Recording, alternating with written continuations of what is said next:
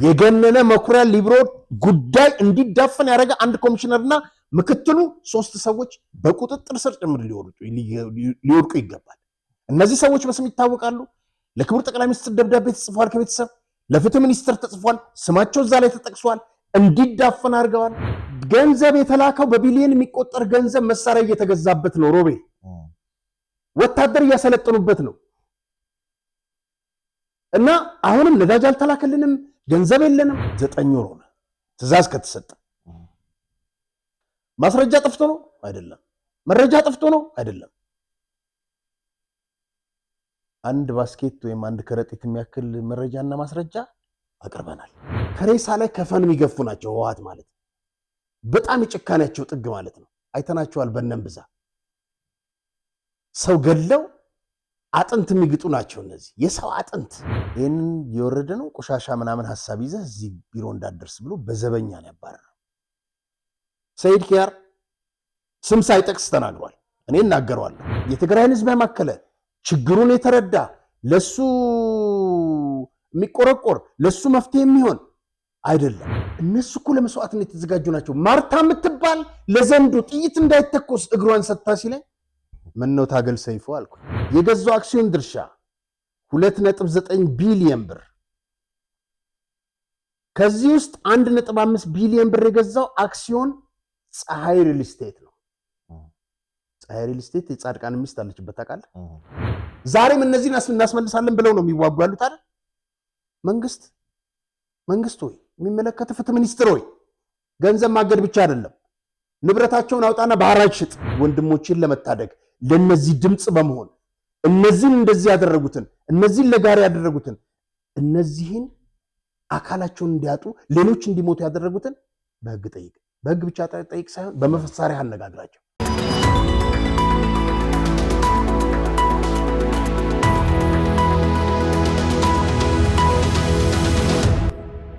በ7 ዓመታት ጊዜ ውስጥ ብቻ ከ7 በላይ ሳይቶችን ጥንቅቅ አድርጎ ገንብቶ አስረክቦ ከ350 በላይ አባወራዎችን የቤት ባለቤት ያደረገው፣ ቤቶችን በተመጣጣኝ ዋጋ በመሸጥ እውቅናን ያገኘው፣ እንዲሁም ከኢትዮ ሪል ስቴት አዋርድ የክብር ሽልማትን የወሰደው ድርጅታችን ቴምር ፕሮፐርቲስ አሁን ተራው የእናንተ ነው ይላቸዋል። በቅርቡ ባወጣቸው ሳር ቤት ቫቲካን ኤምባሲ አቅራቢያ እና በአዋሪ የሚገኙ ሳይቶቹ ላይ እስከ 35% የሚደርሱ እውነተኛ ቅናሽ አዘጋጅቶ የቤት ባለቤት ይሁኑ ይላቸዋል። ባለ 3 መኝታ ቤቶችን ከ9.9 ሚሊዮን ብር ጀምሮ ካለምንም ወለድና ተጨማሪ ክፍያ ቤቱን በኢትዮጵያ ብር በመዋዋል ይግዙ ይሎታል። እንዲሁም ነጋዴው ከሸማቹ ጋር በቀላሉ እንዲገናኝ፣ ሸማቹን ፍላጎቱን በአቅራቢያው እንዲያገኝ ዘንድ የሺዎች መኖሪያ በሆነው ገላን ኮንዶሚኒየም እና ተክለ ሃይማኖት መሃል ላይ የንግድ ሱቆችን ከ500,000 ብር ቅድመ ክፍያ ጀምሮ እየሸጠን ነው። ሳይቶቻችንን ለመጎብኘትና ለበለጠ መረጃ አሁኑኑ ይደውሉልን። ሰላም ጤና ይስጥልኝ ተመልካቾቻችን፣ እንደምን ሰንብታችኋል? የምትመለከቱት ኢትዮ ዴይሊ ቻናላችን ነው።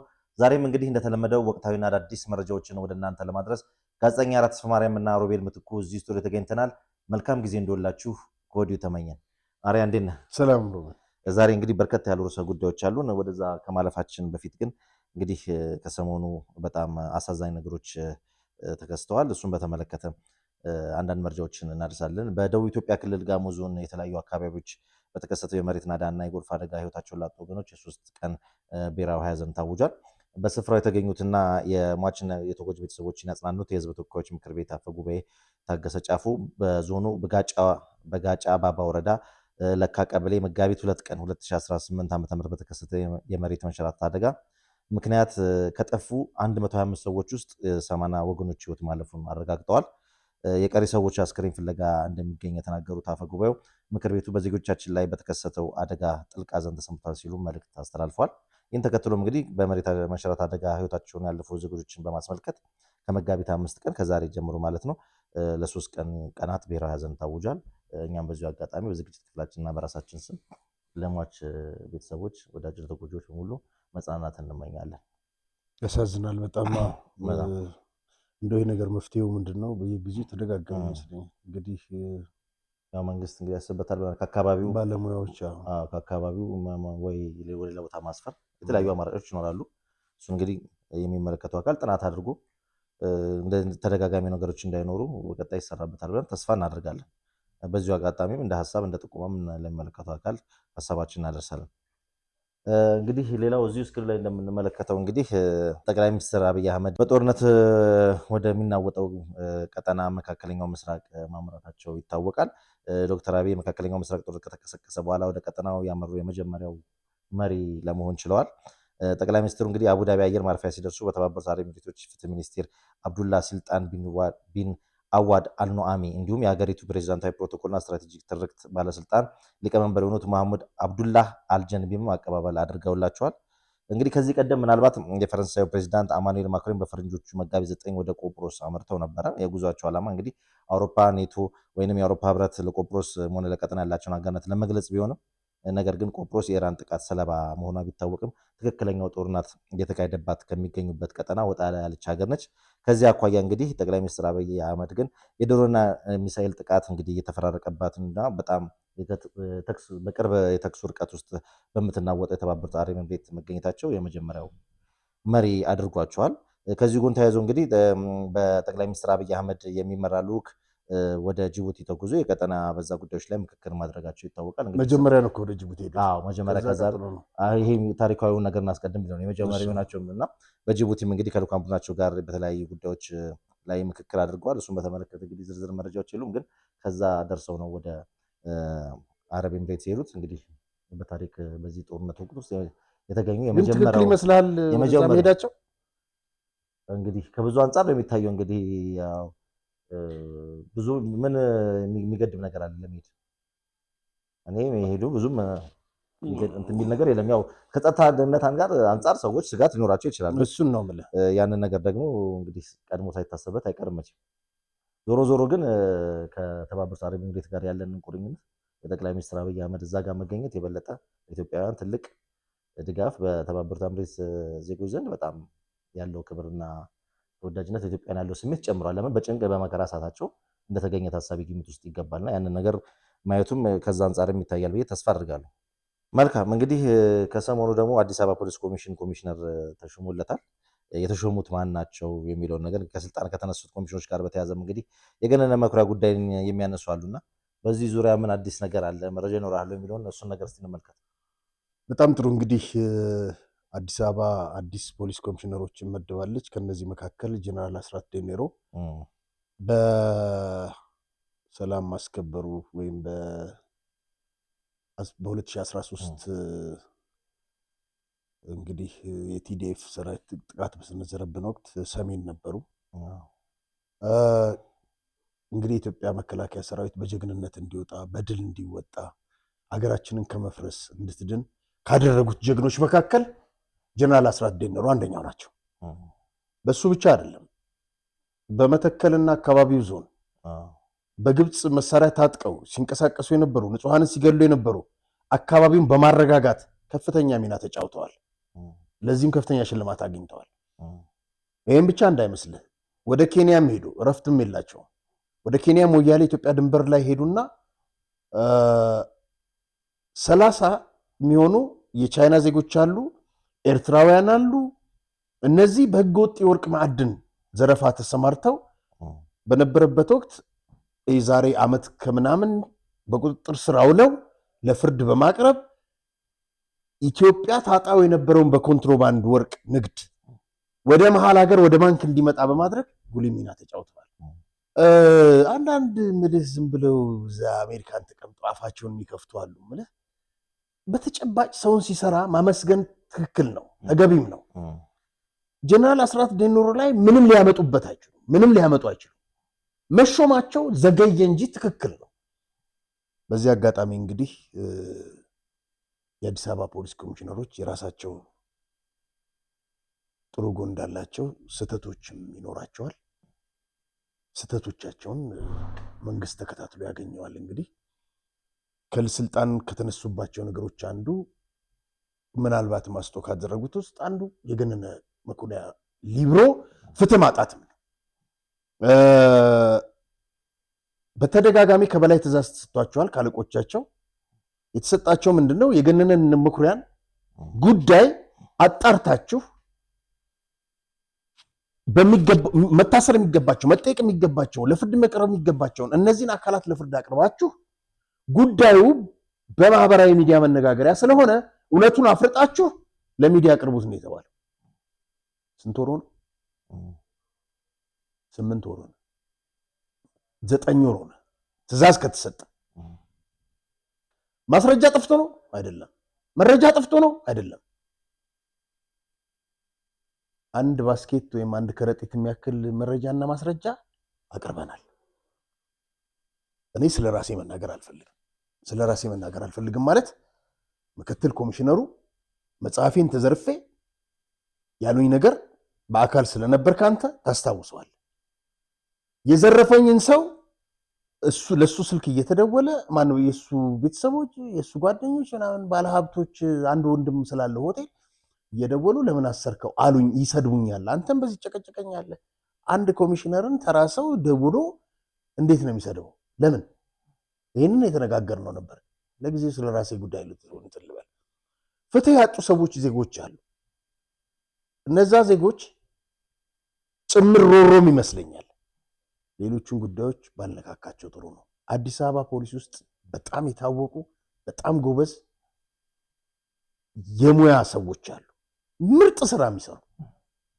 ነገር ግን የገነነ መኩሪያ ሊብሮ ጉዳይ እንዲዳፈን ያደረገ አንድ ኮሚሽነርና ምክትሉ 3 ሰዎች በቁጥጥር ስር ጭምር ሊወድቁ ይገባል።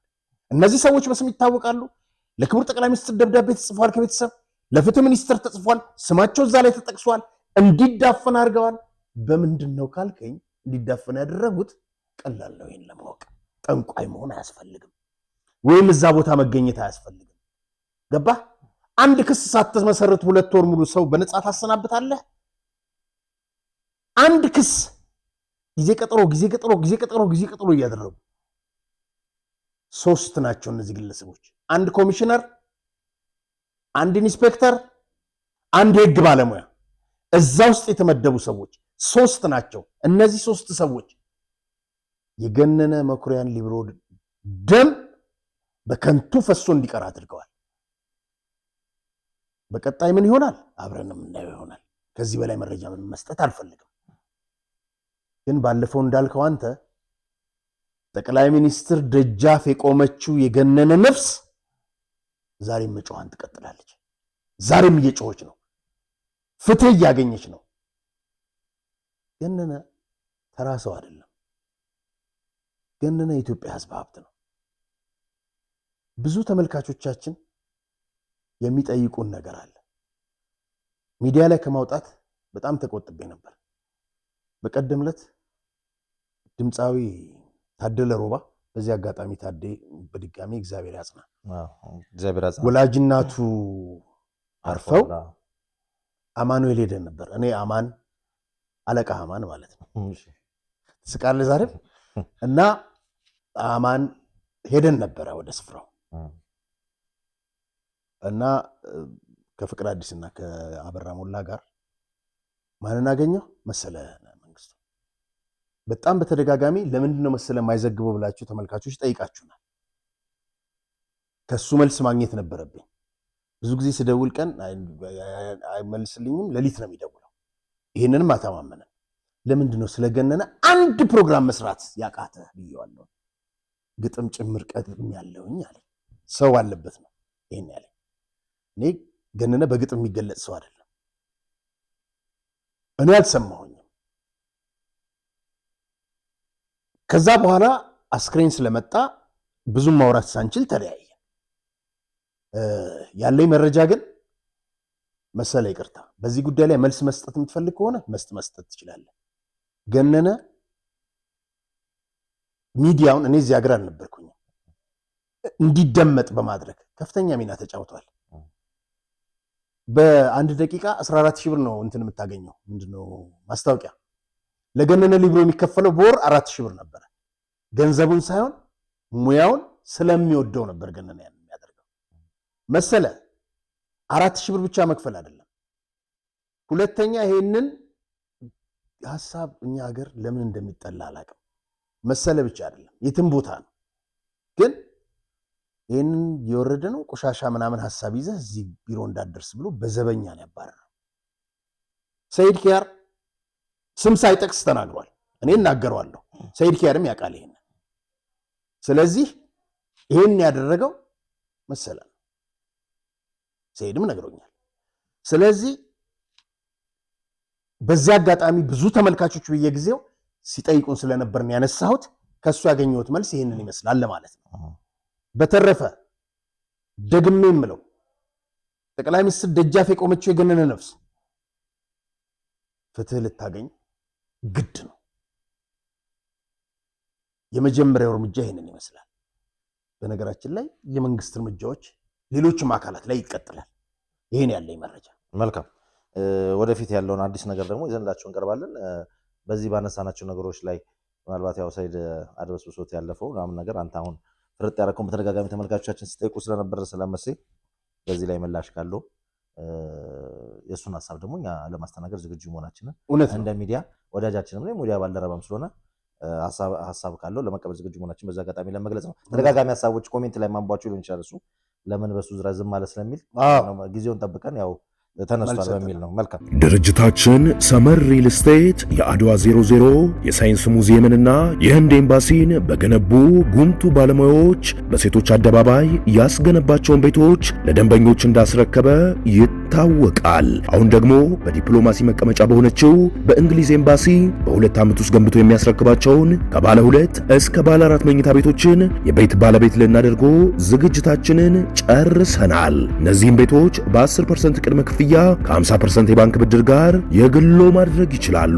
የአንድ ካሬ ዋጋችን በ105,000 ብር ስንሸጥ እንደነበረ ቢታወቅም ለጥቂት ቀናት ብቻ የሚቆይ እስከ 3 ሚሊዮን ብር የሚደርስ ልዩ ቅናሽ ማድረጋችንን እየገለጽን በካሬ በ88,000 ብር እየሸጥን እንደሆነ ስንገልጽ በታላቅ ደስታ ነው። የዚህ ድል ተጠቃሚ ለመሆንና የቢሮና የሳይት ጉብኝት ለማድረግ ከታች ባለው ስልክ ይደውሉ።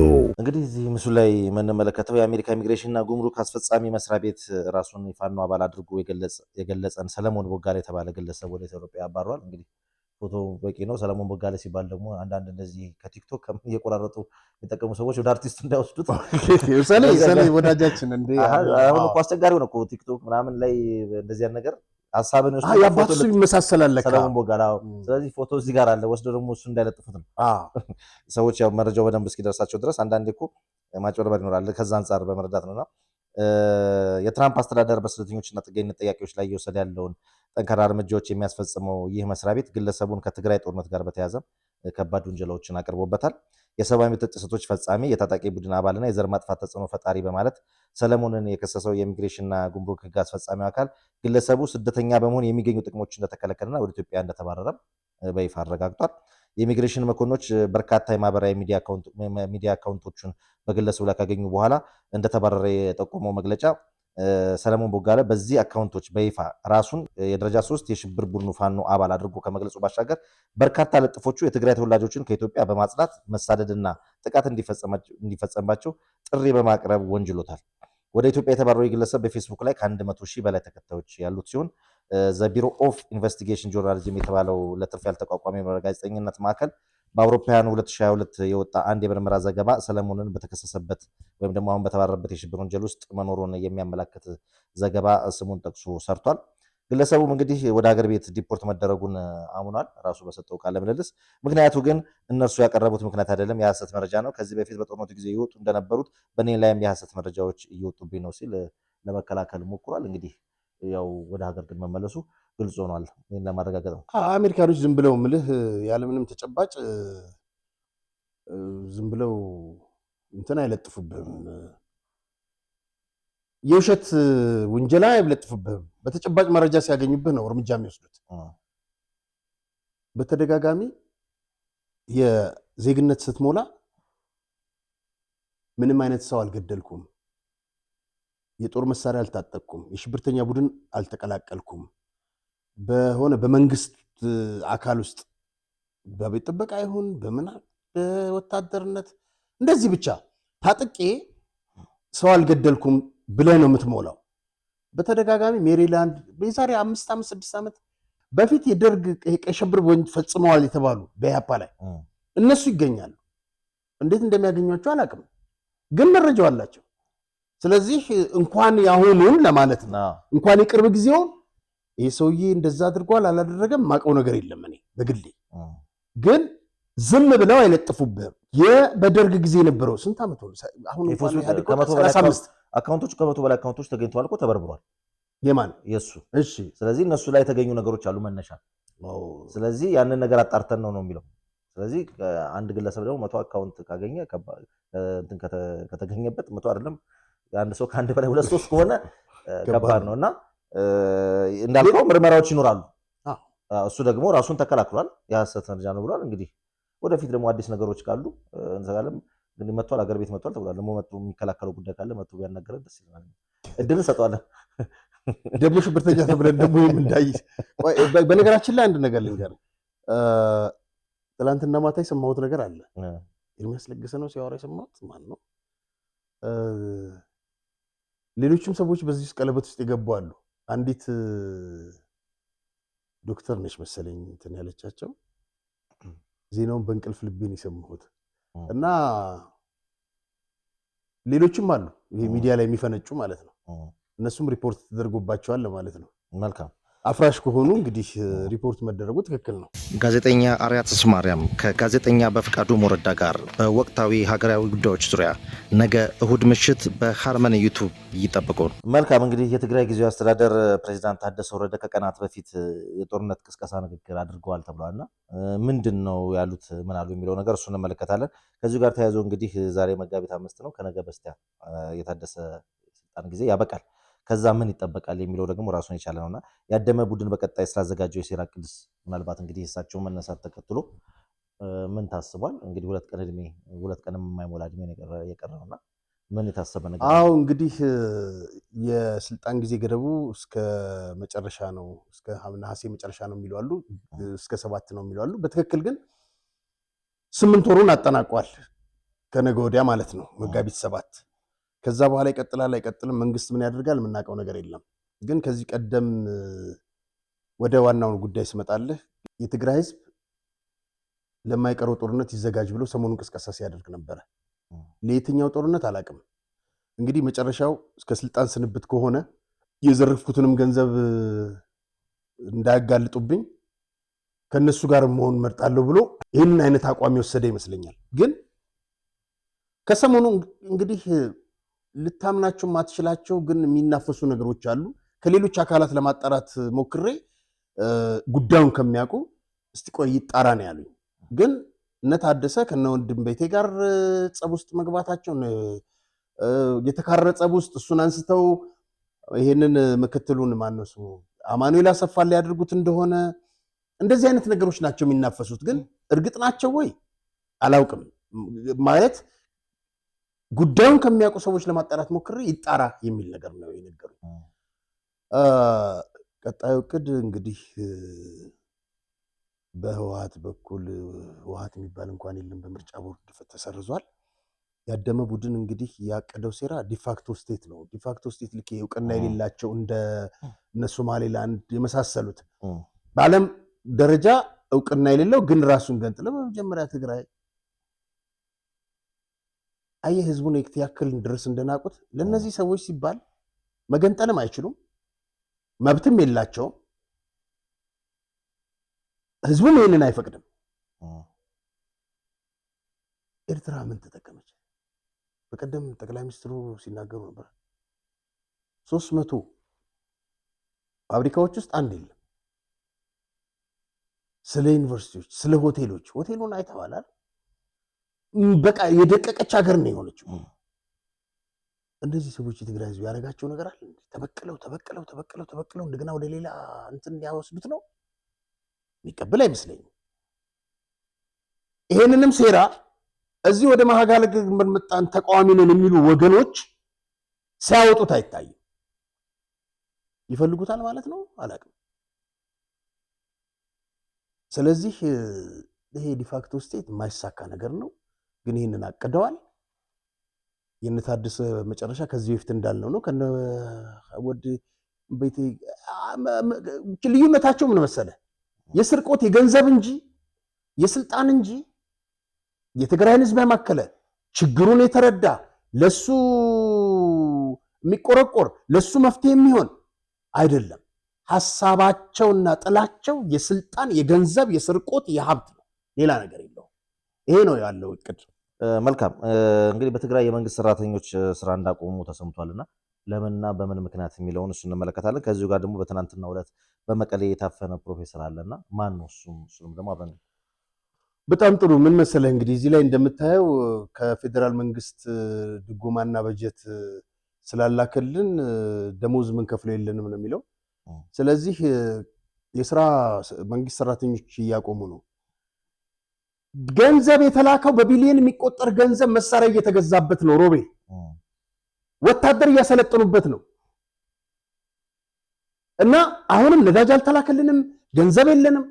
ዓለም አቀፉ ህብረተሰብ፣ ዓለም አቀፉ ማህበረሰብ፣ ዓለም አቀፉ አካላት፣ አውሮፓ ህብረት፣ አፍሪካ ህብረት፣ አሜሪካ በሙሉ አውቋቸዋል እነዚህ ሰዎች ሌባ፣ ገዳይ፣ ዘራፊዎች እንደሆኑ።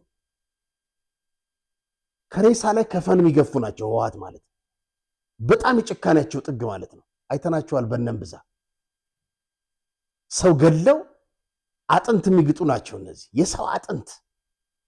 በጣም ጨካኝ አረመኔዎች ናቸው። ገንዘብ እየተላከላቸው ቤተሰብ ስንት መቶ ሺህ ሰራተኛ ቤተሰብ የሚያስተዳድር ለሱ ትተው ወታደራዊ ስልጠና ይውሉታል፣ መሳሪያ ይገዙበታል። ይሄ ነው እየሆነ ያለው። ይሄ በምስሉ ላይ የምትመለከተው ረዳት ፕሮፌሰር ሸዊት ገብረ እግዚአብሔር ይባላል፣ ወይም ሸዊት ውዳሴ ነው የሚሉት። በነገራችን ላይ ዩኒቨርሲቲ ታስታውሳለህ? በጣም ጎበዝ። አዎ አብረን ነበር። በጣም የሚገርም ጭንቅላት ያለው ልጅ፣ ትንታኔው እንዴት አድንቄው ሄጄ ነው ያደነኩት። እሱና አንድ ሌላም ልጅ አለ። በጣም ነው ያደነኳቸው። ትግራይ እንደዚህ አይነት ምሁራን አብቅላለች እንዲያልኩኝ ለመሰለ ጀነራል ዮሐንስ እንዳሉት ከትግራይ ከመቀሌ ዩኒቨርሲቲ የሚወጡት ትግራይ ትስዕር የሚሉ ናቸው፣ ስለ መሳሪያ የሚያወሩ ናቸው። ይሄ እንዴት አይነት ትንታኔ የሚሰጥ ጎበዝ ልጅ ነው። እና እንግዲህ ይሄ ጽምዶ የሚባለው ያልተቀደሰ ጋብቻ በኤርትራ እና በሻዕቢያና በዚህ በእናንተ በኩል የሚካሄደው ለትግራይ ህዝብ መዘዝ ነው የሚያመጣው እያለ በፊት ለፊት ሰሞኑን መድረክ ላይ እየተቃወማቸው ነበር። ትናንትና የአዲ ሐቂ ክፍለ ከተማ የሰላምና ጸጥታ ኃላፊ ክብረአብ የሚባል በቅጽል ስሙ ካቻማሌ 5 ሰዓት ተኩል ከጠዋቱ ላይ ሻይ እየጠጣ ቀበሌ 22 ተብሎ በሚጠራው በተለምዶ ማለት ነው እዛ ቁጭ ብሎ ሻይ እየጠጣ እያለ የክብረአብ የሚባለው ካቻማሌ ያለው እውነትም በቃ የነሱ እኮ ስማቸው እነዚህ የሚገሉ የሚያርዱ የሚያሰቃዩ ምናምን ስማቸውን ታይተዋል። ከመኪና ከእንስሳ ከምናምን ጋር የተያያዘ ነው። እና በትላንትናው ዕለት አፍነው ወስደውታል። የት እንዳለ አይታወቅም። በመጀመሪያ ሁሌም አንድ ሁለት ማቃቸው ታጋዮች አንደኛው በህይወት የሉም እና ሁልጊዜ ይሉኛል አቶ ሙጋሽ መኮንን ዘለለው ነፍሳቸውን ይማር ከወራት በፊት ሞቱ። ህወሓት ምሁር ጠል ነው። ምሁር አይወድም። ምን ሆነ መሰለ ምሁር አትወዱም እየተባሉ ሲጨቀጨቁ 94 ዓመተ ምህረት ብርሃነ የሚባል ጽፎታል መጽሐፉ ላይ 94 ዓመተ ምህረት 6 ልጆች አመጡ። እነመለስ በወጡት ማዕከላዊ ኮሚቴ አባላት ምትክ 6 ሰው አመጡ። ወጣቶች ናቸው፣ ምሁራን ናቸው። ህወሓት ለመጀመሪያ ጊዜ ምሁራንን አስጠጋ ምናምን ተብሎ እዛ 45ቱ የማዕከላዊ ኮሚቴ ውስጥ 6ቱ ተካተቱ እና በማግስቱ ምንድን ያላቸው መሰለ መለስ እንግዲህ እኛ ጋር ስለ ኢኮኖሚ፣ ስለ ፖለቲካ ሰነድ ስለሚጽፍ ማኑዋል ስለሚያዘጋጅ እንደዚህ ሰው ጠፍቶ አይደለም፣ የተማረ ኃይል አለ። ገና ለገና ምሁርንን ብላችሁ እንጣጥ እንዳትሉ አላቸው። ይዛለት ገደላቸው። ገባ። ከዛ ማዕከላዊ ኮሚቴ ውስጥ ቀሩ። ያ ያልተማረው አጋሰስ ኃይል አንድ ሰው የሚከተለው እሱ ቀጠለ። እንደዚህ ናቸው። ትግራይ ማንኛውንም አይነት የፖለቲካ አመለካከት ያለው መጥቶ እንዲናገር ዲሞክራሲ ያለ ምናምን ሲሉ ነበር አለ ሰሞኑ። ይሄው አፈኑት ልጁን እና ምሁር በማፈን ሰው በመግደል የትም እንደማይደርስ እዚህ የነበረው ፖለቲካ ግልጽ አውጥቶላቸዋል። መቼ 2009 2010 ኦሮሚያ ላይ ብዙ ሰው ተገደለ፣ ጎንደር ብዙ ሰው ተገደለ። ያመጣው ውጤት ምንድነው? እነሱ ከስልጣን ማባረር። ስልጣን አለኝ ብለህ ሰራዊት አለኝ ብለህ የደህንነት መዋቅር አለኝ ብለህ ህዝብን የምትገድል ከሆነ መጨረሻ አየሎም የራሳቸው ጓደኛ ነግሯቸዋል። ገና ወደ ስልጣን ሲመጣ ወደ ህዝብ የተኮሰ የዛለት የስልጣን መውደቂያውን እንትና ገመዱን አሳጠረን ያላቸው። ይሄ ብቻ እንዳይመስልህ ጉተሬዝ ይዛረብ፣ ትራምፕ ይዛረብ፣ ሓሪ ይዛረብ፣ አብይ አሕመድ ብኢዱ ከይተተሓዘ ወይ ፈርጢጡ ከዛ ሀገር ከይወፅእ ሽምግልና ዕርቅ ግዛዕ ምሳይ ገነመር ዝባሃዘራ የሶስተኛ ክፍል መምህር ነው እና አረጋዊ ነው ምናምን ነው ስሙ። እዚህ ላይ ምንድነው የሚለው መሰለ እርቅ የሚባል የለም አብይን በጉሮሮ ይዘነው እጁን ጠምዘን እንይዟልናል። እና ወዳጃችን አማን የግዕዝ ሚዲያ ማለት ነው ይህን ነገር ፖስተና በኋላ እንዳትንፈራ ይሄ ነገ ጄኖሳይድ እያሉ መንደባለል ግን አይሰራም ብሎ የጻፈው እሱ ነው። የህወሓት ፉከራ ኒውክሌር የታጠቁ ነው የሚመስለዋል። እና ይሄን እያለ መቀሌ ተቀምጦ መምህር ነኝ ባይ ጽምዶ የሚባለውን ከሚያቀነቅኑት አንዱ ይሄ ነው። ትናንትና የተፈጠረውን ላሳይ።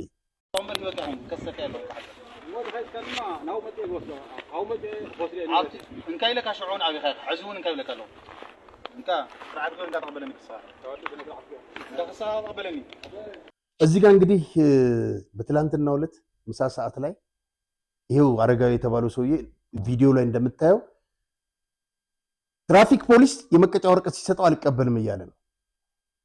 ማንን ተማምኖ? ጽምዶን ተማምኖ ነው መሰለኝ። እና እንደዚህ ናቸው እነዚህ ይኸውልህ ህግ የማይከበርበት ሰዎች እነ ፕሮፌሰር ሸዊት ዝም ብለው አላጋው የሚታሰሩበት ዜጎች እየታፈሱ የሚሄዱበት። በነገራችን ላይ አሁንም ከትግራይ የሚወጣው ጦርነቱን በመፍራት እየወጣ ያለው ህዝብ ብዛት እና ወጣት በጣም በጣም አስደንጋጭ ነው። እና ይሄንን ይመስላል። መልካም ሌሎች መረጃዎችም አሉን። ግን በመሃል ምናልባትም ስለ ህዳሴው ግድብ የመከላከያ ሚኒስቴር የውጭ ግንኙነትና ወታደራዊ ትብብር ዋና ዳይሬክተር ሜጀር ጀነራል ተሾመ ገመቹ ከሰሞኑ የተናገሩት ንግግር አለና እሷ የተወሰነች ነጥብ አሪፍ ስለሆነች እሷን ለተመልካቾቻችን በዚያ ጋር የምናቀርብላችሁና እሳቸው ስለ ባህር በር ምን አሉ? የባህር በር የህልውና ጥቅም ነው። ሃይማኖት፣ ብሔር፣ ጎሳ፣ ፖለቲካ ሊኖር የሚችለው ሀገር ስትቀጥል ነው። የባህር በር የህልውና ጉዳይ ነው ማለት የመኖርና ያለመኖር ጉዳይ ማለት ነው ብሎታል። አሁን ላይ በግልጽ የሚታየው ዓለም የመሰከረልን እድገቶችና ለውጦች ቢኖሩ የባህር በር ባለቤት ብንሆን ከዚህ የበለጠ እድገታችን ይፋጠን ነበር፣ ትልቅ ደረጃም እንደርስ ነበር ብለዋል። ለአንድ ሎክ የሆኑ ሀገሮች የባህር በር የማግኘት መብት አላቸው ተብሎ በዓለም ህግ ላይ የወጣው ሲፈጠሩ ያለ ውሃ የተፈጠሩ ሀገሮች የውሃ አክሰስ እንዲያገኙ የባህር በር እንዲኖራቸው ነው። ይህ ህግ የሚደግፈን ቢሆንም የኢትዮጵያ ግን ስፔሻል ኬዝ ነው። እኛ የተፈጠርነው ከውሃ ጋር ነው፣ ከውሃ ጋርም ነበረን፣ ውሃውም ወደቡም የኛ ስለነበረ ስለዚህ የኛ ስፔሻል ኬዝ ስለሆነ የመጠየቅ ደብል መብት አለን ብለዋል። የወደብ ጉዳይ በሆኑ ግለሰቦች ፍላጎት ብቻ ያለቀ ስለሆነ ያው የወያኔን ጉዳይ ነው የሚያነሱት። የኢትዮጵያ ህዝብ በጉዳዩ ቀጥተኛና ተሳታፊ ስላልነበረ የዓለም መንግስታትም ተሳታፊ ስላልሆኑ አሁን መጠየቃችን ተገቢ መሆኑን የዓለም ህዝብም አጨብጭቦ እንዲቀበለው ያደርጋል። ጉዳዩን በዲፕሎማሲ እንጨርስ የምንለው ይሄ እውነት ስላለን ነው ብለዋል። ኢትዮጵያ የባህር በር ቢኖራት ከኛ እኩል ወይም ከኛ በላይ መጠቀም የሚችሉት አሁን የባህር በር አይገባትም የሚሉት ጎረቤት ሀገራትና ቡድኖችና ግለሰቦች ናቸው። ባንጠቀመውም አሰብ የሚባለው ወደብ ሲሰራ ወይም ዲዛይን ሲደረግ አፋርን ጀምሮ ወደዚህ ያለውን ሀገር ወይም አቅጣጫ እንዲያገለግል ተብለው ነው ይላሉ። ያው ወደ ኤርትራ ማለታቸው ነው ተብሎ ስለተሰራ በዛ ምክንያት ግመል አይደርስበትም። አንዳንዶች በተለምዶ ዝም ብለው ይሉታል እንጂ አሰብ ወደብ በጀርባው ግመልም አያገኘው እንዲሁ መበስበስ ካልሆነ በቀር ምንም ሊሆን አይችልም። ይሄ ራሱ በዓለም አቀፍ መድረክ አንዱ መከራከሪያ ነጥባችን ነው ብሏልና በጣም ተመልካቾቻችን ቪዲዮውን ቢያዩት ሙሉ ቢከታተሉት ደስ ይላልና ደስ የሚል ትንታኔ ነው ያቀረቡት ጀነራል ተሾመ ገመቹን በዚህ አጋጣሚ ማመስገን እንዳለን ሀሳቡ ስለገዛን በዚህ አጋጣሚ አጠር አድርገን ለተመልካቾቻችን ገለጻ ብለናል። የአንድ የ20 ምናምን ደቂቃ ነች፣ ቢመለከቷት ቆንጆ ነው። በጣም ከበፊት ጀምሮ ስለ ባህር በር ኢቭን ብዙ ሰው እኮ ያላየውን ነገር ታስታውሳለህ ሲባል በሽግግር መንግስቱ ጊዜ ነው የተሰጠው። ኢቭን ትክክል እኮ እዚህ ላይ እንኳን ሰነሳ የግለሰቦች ስምምነት ነው። የሆኑ ቡድኖች ግለሰቦች ተስማሙ። ኢትዮጵያ ህዝብ ተሳትፎ አላደረገም። ያለ መንግስታትም እኮ በጉዳዩ ላይ እኮ ሀሳብ አልሰጡበትም። ስለዚህ ቀጥታ የሄደ በድርድር በሶኑ ሰዎች ፍላጎት የሄደ ነው። ስለዚህ እኛ ደግሞ መብትና ህጓልን መመለስ እና ለዛ ነው በዲፕሎማሲ ጥረት እናድርግ የሚለው ብዙ አማራጮች እጃችን ላይ ስላሉ ክቡር ጠቅላይ ሚኒስትሩ ከሰሞኑ ያደረጓቸው ያሉ ግንኙነቶችና ውይይቶች በዚህ ዙሪያ ናቸው አንዳንድ መረጃዎች እንደሚያመለክቱት። ስለዚህ በሰላማዊ መንገድ እንዲፈታ ሳውዲም ወደዚህም ወደዛም ከአንድም ሁለት ጊዜ ሶስት ጊዜ እንትኖቹ አልካለች። በዚህ በሰላማዊ ድርድር የማይፈታ ከሆነ አሰብን በኃይል የመያዘው ኢትዮጵያ ምንም አያጠራጥርም። ምክንያቱም የራስህን ወደብ ነው የምትይዘው እንጂ የሌላ ሰው አገር ወደብ አይደለም። የነበረን እንግዲህ እዚህ የነበራቸውን ንብረት ወስደዋል። እኛ ደግሞ ንብረት አለን። እዛ ላይ ደግሞ ንብረት ስታፈራ ያንተ ያልሆነ ቦታ ላይ ሄደ እንዴት ነው ንብረት የምታፈራው? ያም እኮ ማረጋገጫ ነው። ስለዚህ አሰብ የኢትዮጵያ ነው፣ እናስመልሰዋለን። ተስፋ እናደርጋለን፣ እንጠብቃለን ነው። ጋዜጠኛ አርያ ተስማርያም ከጋዜጠኛ በፍቃዱ ሞረዳ ጋር በወቅታዊ ሀገራዊ ጉዳዮች ዙሪያ ነገ እሁድ ምሽት በሃርመን ዩቱብ ይጠብቁን። መልካም እንግዲህ የቀድሞ ህወሓት የሆኑ ያደመ ሹሞች ከደጽ ጀምሮ ያከማቹትን ሀብት የተመለከተ ዝርዝር መረጃ እንዲሁም ስለ ምግበ ኃይሌ አዲስ ያገኘሁት ያልከኝ መረጃ አለና እነዚህን እስቲ ሁለቱን አንድ ላይ ያይዘህ ንገረኝ። በጣም ጥሩ። ከዚህ ከምግበ ተጨማሪ መረጃ ከአንድ ቅርብ ከሆኑ በቅርብ ከሚያውቋቸው መካከል ያገኘሁት የተረጋገጠ መረጃ ነው። ባለፈው በእሱ መግለጫ ላይ ዘራፊው ምግበ ምንድን ነው ያለው? የትራንስፖርት ካምፓኒ ያለኝ ብሏል። ውሸት ነው፣ እሱ አይደለም። የሶስት ሰው ነው። የፀሐዬ ኪዳኑ፣ ምግበ ኃይሌ፣ ሙልጌታ በሬ፣ ኢቭን ጋምቤላ ያለው እርሻ ቢዝነስ አለኝ ያለው የነዚህ ነው፣ የሶስቱ ነው። በነገራችን ላይ ምን ያደርጋሉ አላውቅም። ፀሐዬ ኪዳኑና ሙልጌታ በሬ አዲስ አበባ ናቸው። አዲስ አበባ ናቸው።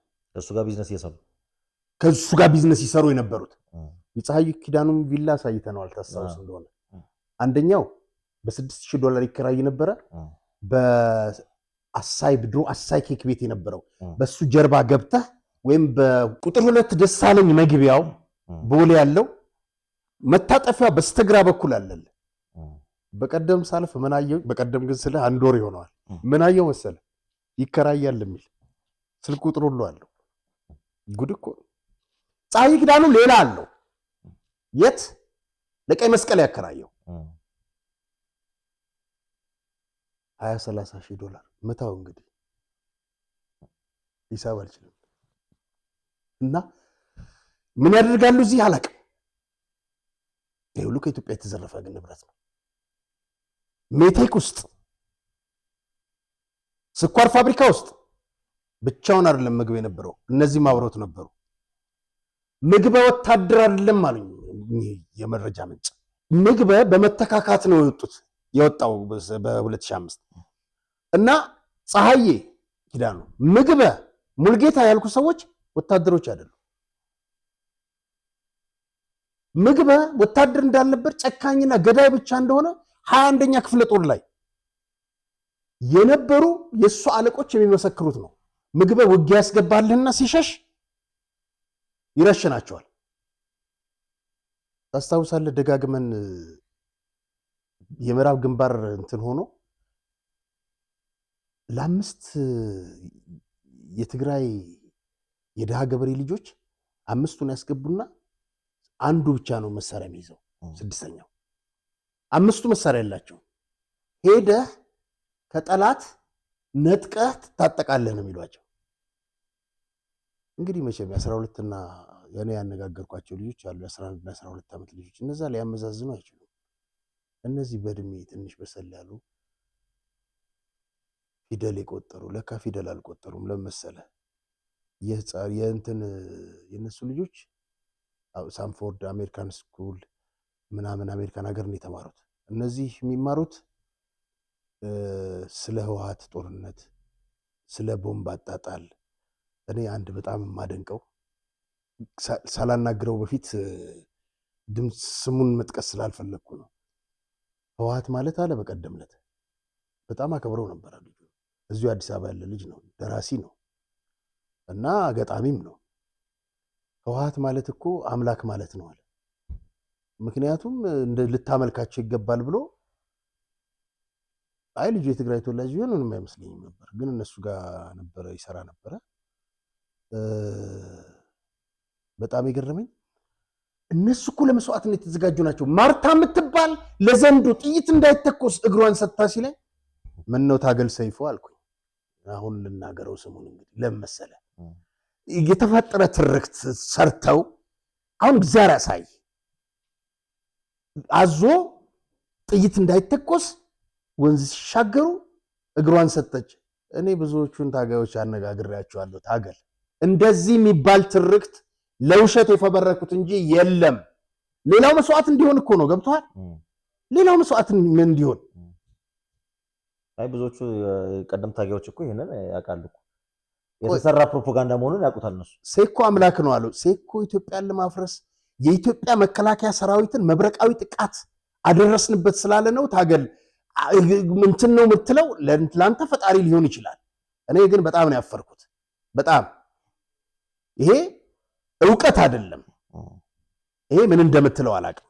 እና ሌላው ምንድነው ያሉኝ መረጃ ምንጭ ስማርት የሆነ ነገር ለመዋሸት ስማርት ጥሩ አስተዋሽ መሆን ያስፈልጋልና ምግበ ማለት ምንም ነገር ማያስታውስ ገባ በፊት ያደረጋቸውን ነገሮች የሰረቃቸውን ነገሮች ዛሬ ማስተባበል አይችልም። ትላንት የሰራቸውን ነገሮች እና ወደኋላ ሲሸሹ የነበሩ 9000 መሳሪያ ይዞ እሱ ራሱ በነገራችን ላይ እነ ጌታቸው ረዳም ያውቃሉ፣ ሁሉም ያውቃል። ባለፈው ስም ሳይጠቅስ ነው የተናገረው። ጌታቸው ከመናገሩ ፊት እኛ ተናግረናል። 8000 የትግራይ ወታደር ባዶ እጁን ሲሮጥ ወደኋላ መትረየስ ደቅኖ መግደል ያስደስተዋል። ምግብ ሲረሽናቸው ነበር። አንድ በጣም ቆሻሻ ንግግሩን ልንገር። ትግራይ ውስጥ ነው ያልወለድኩበት ቦታ የለም። የ18 ዓመት ልጆች እኮ ነው አምጡ እያለ በረሃ ላይ ሲደፍራቸው የነበረው። አይ ቢሆንስ እንደዚህ ተብሎ ይወራል እንደው አሃ ምን ቸገረው?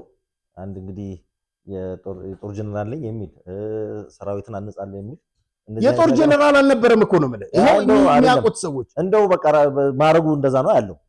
ራሱ ቢያንስ እንደው ስነ ምግባሩን በእርግጥ አልተማረው አላወቀው ይችላል። ግን እንደው ለመተተኪ ትውልድ ስለወጣች የምታስተምረው ነገር ምንድነው? በድፍረት በሚዲያ እንዲህ መናገር እንደጀብዱ መቼም ሌብነት ነው የምታስተምረው። እነሱ እኮ ሌብነት ገዳይ ምናምን ነው የሚያስተምሩት። ምን ትምህርት አላቸው? ምንም ያስተምሩት ነገር እኮ የላቸው። ወደ ዋናው ነጥብ እንግዲህ የ11 አመራሮች በ27 ዓመት የዘረፉትና ያከማቹት ክፍል 2 ይቀጥላል። እንግዲህ ለሰራተኛ ደሞዝ የለንም ብለው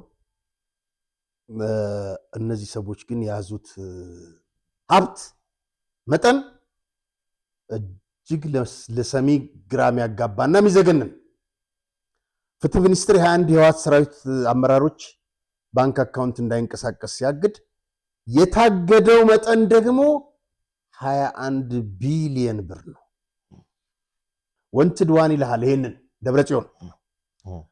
ደብረጽዮን ገብረ ሚካኤል ማአሾ ከባለቤቱ ከወይዘሮ አስኳል ገብረ ኪዳን ገብረ ማርያም ይሄ በምስሉ ላይ እንደምታያት ማአት ናቸው። ነገራችን ላይ የሱም በአዲስ አበባ፣ መቀሌ፣ አክሱም የሚገኝ ቤትና ቋሚ ንብረት ሳይጨምር በጠቅላላ 384 ሚሊዮን 922 ሺህ ብር በተለያዩ ባንኮች አሉት።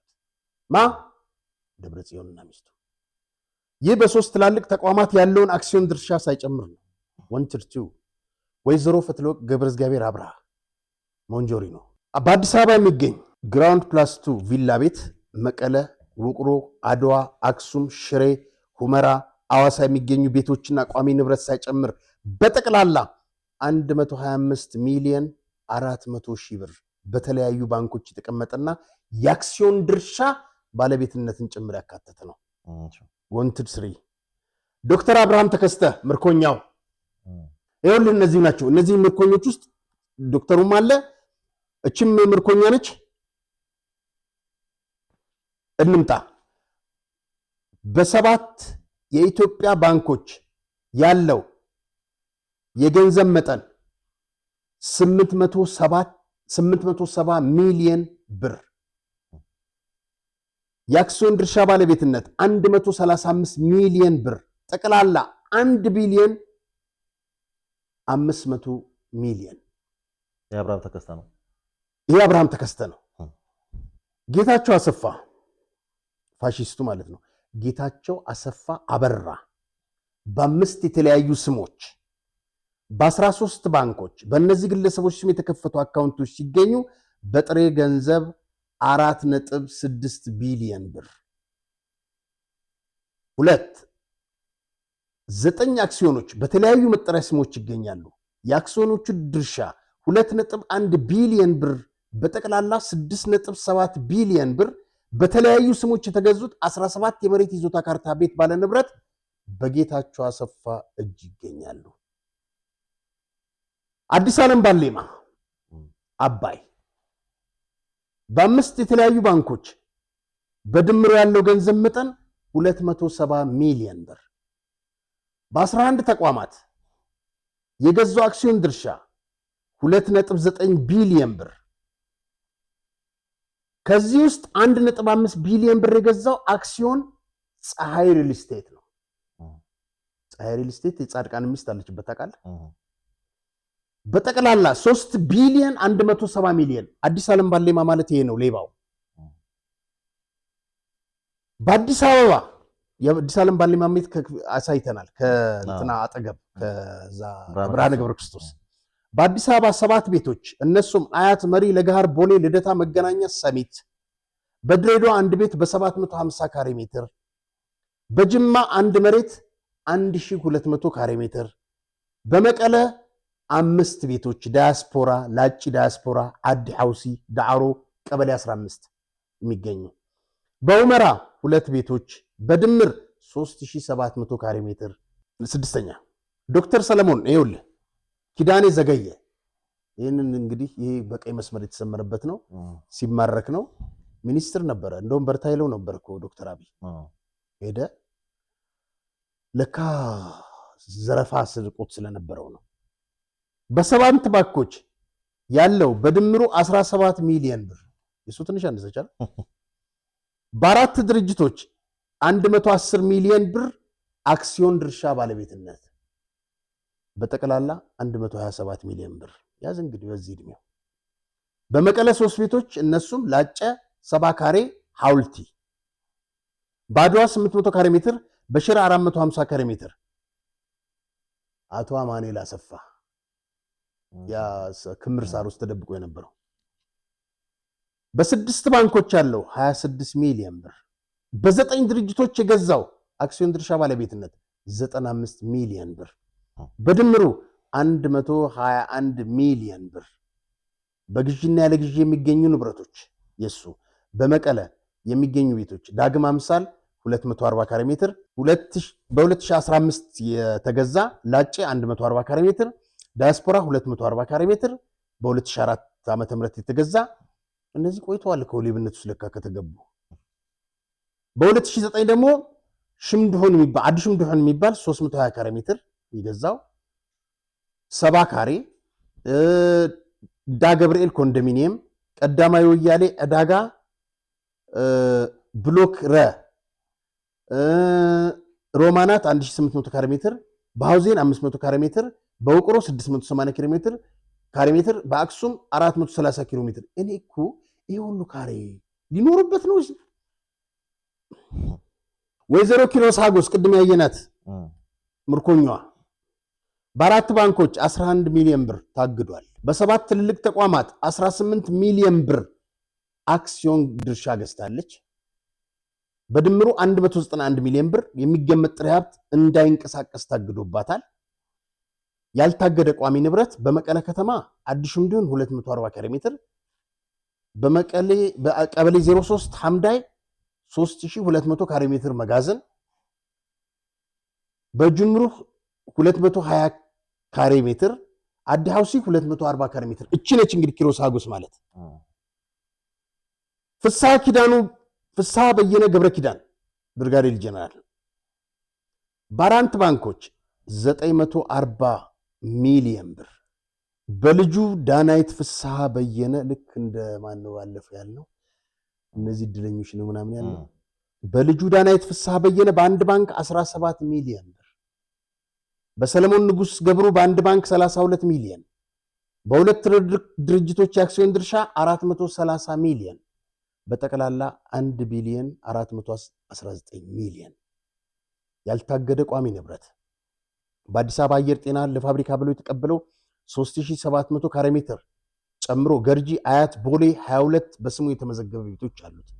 በመቀለ ቀበሌ 03 ሐሚዳ የሚገኝ 2700 ካሬ ሜትር መሬት የሚከራይ መጋዘን፣ በመቀለ አዲ ሐውሲ 240 ካሬ ሜትር፣ መቀለ ዲያስፖራ 300 ካሬ ሜትር፣ በላጭ 140 ካሬ ሜትር፣ አድዋ 800 ካሬ ሜትር፣ ሽረ 450 ካሬ ሜትር፣ አድጉዶም 3200 ካሬ ሜትር ለፋብሪካ ብሎ የተረከበው፣ በዳናይት ፍስሐ በየነ ስም የተሸመተ በመቀሌ ከተማ 06 ኤስኦኤስ ሰፈር የሚገኝ 1600 ካሬ ሜትር፣ በሰለሞን ንጉስ ገብረ በሁመራ ከተማ ለፋብሪካ የሚሆን 5600 ካሬ ሜትር፣ መስቀል ፍላወር የነበረ 500 ካሬ ሜትር ላይ ያረፈ ባለ 6 ፎቅ የሆነ ሆቴል ከ2 ዓመት በፊት በ230 ሚሊዮን ብር ተሸጥቷል። ይሄን ድጋሚ ነው ያቀረብነው። በጣም ጥሩ። 9ኛ ይሄ ህንፃ ወልደ ጊዮርጊስ ይላል። ህንፃ ወልደ ጊዮርጊስ ዮሐንስ ደግሞ ሜጀር ጀነራል ነው። በ9 ባንኮች በጥሬ ገንዘብ በጠቅላላ የሚገኝ 109 ሚሊዮን ብር በልጁ ሚሊዮን ህንፃ ስም 43 ሚሊዮን። አንተ ልጁ ደግሞ ስሙን ሰምተዋል? ወንድ ነው ሴት ነው? ችግር የለውም ማንም ወንድ ነው የሚመስል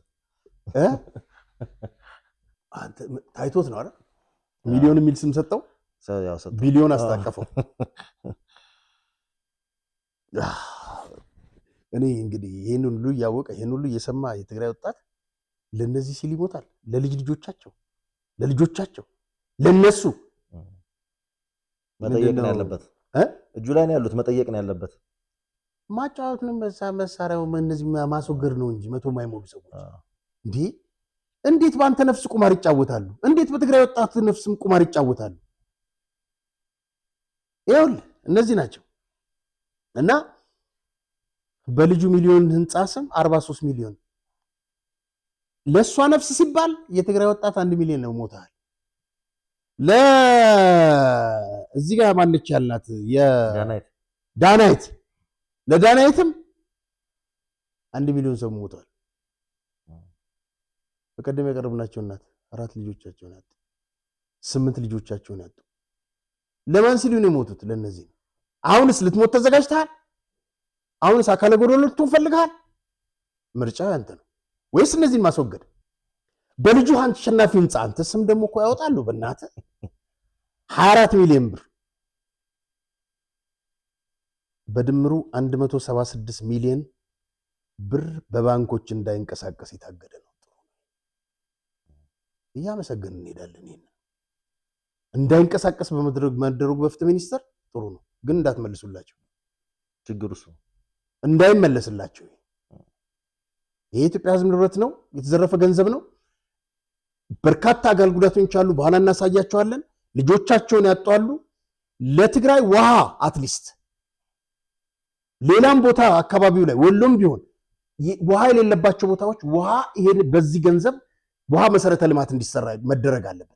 በአራት ድርጅቶች በስሙ የተገዛ አክሲዮን መጠን ብር 150 ሚሊዮን፣ በልጁ ሚሊዮን ህንፃ በሁለት ተቋማት የተሸመተ አክሲዮን ድርሻ 25 ሚሊዮን ብር፣ በልጁ አሸናፊ ሚሊዮን በአንድ ድርጅት የአክሲዮን ድርሻ 15 ሚሊዮን። ምን ነው አላነሰም? 15 ሚሊዮን ብቻ ሲጠራቀምስ አክሲዮን እኮ ናቸው እነዚህ እኮ ገባኝ ነው አይደለም? የእሷን 25 እንትና ነው። በመቀለ የሚገኙ ቤቶች አዲ ሀ 240 ካሬ ሜትር፣ አይናለም 140 ካሬ ሜትር፣ አዲ ሐውሲ 22 በልጁ ሚሊዮን ህንፃ የተገዛ 240 ካሬ ሜትር፣ ቀበሌ 03 ሐሚዳ 2800 ካሬ ሜትር ለፋብሪካ ብሎ የተሰጠው፣ ዲያስፖራ 300 ካሬ ሜትር፣ አዲ ሐውሲ ባለ 2 መኝታ ኮንዶሚኒየም። ምን ያደርግልሃል ኮንዶሚኒየም? ማአት ሚሊዮን ታቅፈ። መቀለ 70 ካሬ ሜትር፣ አድዋ አዲ አቡን 1200 ካሬ ሜትር፣ አብይ አዲ 500 ካሬ ሜትር። አሁን በልጁ አሸናፊ ስም የተቀበለ በአዲስ አበባ አየር ጤና 1200 ካሬ ሜትር ለብሎኬት ማብለቻ ብሎ የተከራየው መሬት የማይገቡበት እኮ አንተ ነገር የለም። ከአክሲዮን እስከ ዶሮ እርባታ ብሎኬት ነው እንደው ያስቃል። ዶሮ ቢል ትንሹ ስራ እንኳን ምን አለ ለቀባ ያርጉ። እሱን እኮ ነው የምልህ። እስከ ሽንኩርት ቦታውን እኮ መያዣ አስተምኩ ነው። በአያት ባለ 3 መኝታ ኮንዶሚኒየም፣ አረኛ ኮንዶሚኒየም የለንም ስጡኝ እንዲያያቱን። በጋምቤላ 5000 ካሬ ሜትር ጋምቤላ ድረስ እየሄዱ እኮ ነው የሚዘርፉት። አንተ እና አብርሃ ኳርተር በዚህ እስከ ምስራቅ መሳሪያ የሸጡት እዚህ ላይ ኦሮሞና ሶማሌን ሲያገዳድሉ እንደዛ ነው እድሜያቸውን ሲያራዝሙ የነበሩት። ጎንደር 480 ካሬ ሜትር። ቀጥሎ እንግዲህ 11ኛው ምግብ ኃይሌ ነው። የምግብ ኃይሌን ገልጸነዋል መጀመሪያ እና ሮቤል ይሄ ሁሉ ጉድ ኢትዮጵያ ትሸክማለች። ይሄ መረጃ ነው፣ ይሄ ማስረጃ ነው፣ ይሄ እውነት ነው። ለነዚህ ሰዎች ይሄ ገንዘብ እና አዲስ ዓለማም ባሌማ ቤታቸው ሁሉ መወረስ አለበት። ቆይ እናመጣላችኋለን ተመልካቾች፣ የሰራነውን ቪዲዮ ማሳየት አለብን። ተጨማሪ መስራት አለብን ቪዲዮ ሮቤል የሁሉንም እንሰራለን። እነዚህ ሰዎች አዲስ አበባ ውስጥ ያላቸውን ንብረት ብታዩት ህንፃ በጣም ይዘገንናቸዋል። ስለዚህ ይሄ ነገር ለልማት መዋል አለበት ተሽጦ።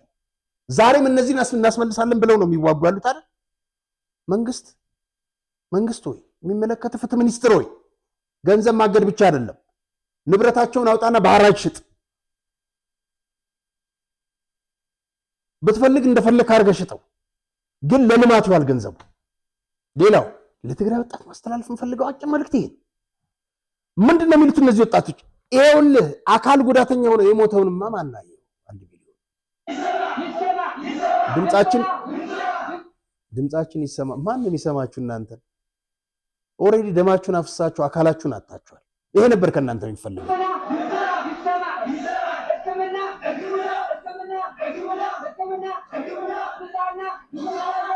ሕክምና ያጣን ነው የሚሉት እነዚህ ወጣት።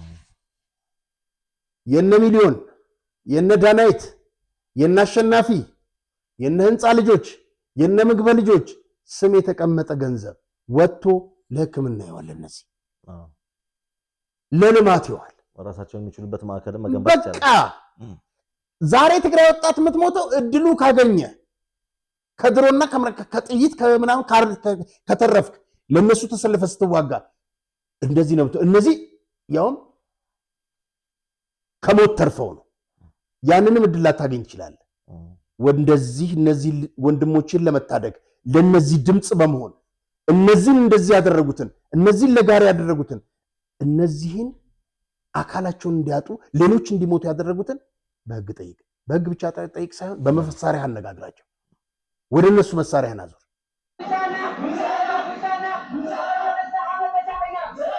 3 ዓመት ተሰቃየን ነው የሚሉት። ሌላ ስቃይ ነው ጨምር የምትፈልገው የትግራይ ወጣት? ይሄውና ይሄንን ነው የሚጠብቀው።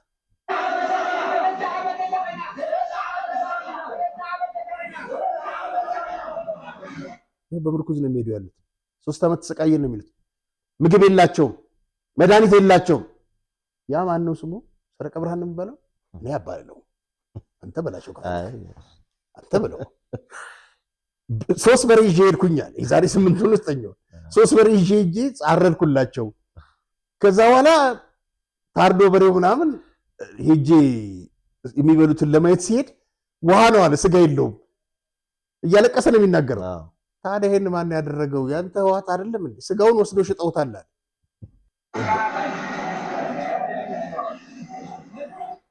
ይሄን ይመስላል እንግዲህ ሮቤል። መልካም ልብ ያለው ልብ ይበል፣ የሚሰማ ይስማ ነው የምንለው እኛ። በቂ መረጃ ነው ያገኘነው። ያው መቼም እንግዲህ እጅ ባፍ የሚያስጭን ጉድ ነው እዚህ ላይ ያለው። እንግዲህ ምን ይሆናል ቀጣይ መንግስት ምን እርምጃ ወስዳል የሚለው እንግዲህ የምናየው ነው የሚሆነው። እኛ ስራችን ማድረስ ነው። አድርሰናል መረጃው።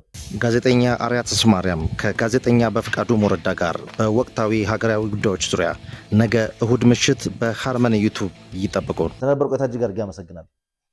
የተከበራችሁ ተመልካቾቻችን የዕለቱን መሰናዳችን የሚመስል ነበረ። ፕሮግራሙ አዘጋጅተን ወደ እናንተ ያደረስላችሁ ጋዜጠኛ አርያ ተስማርያም እና ሮቤል ምትኩ ነን። ዳግም በሌላ ዝግጅት እስክንገናኝ ድረስ እስከዛው ሰላም ቆዩ።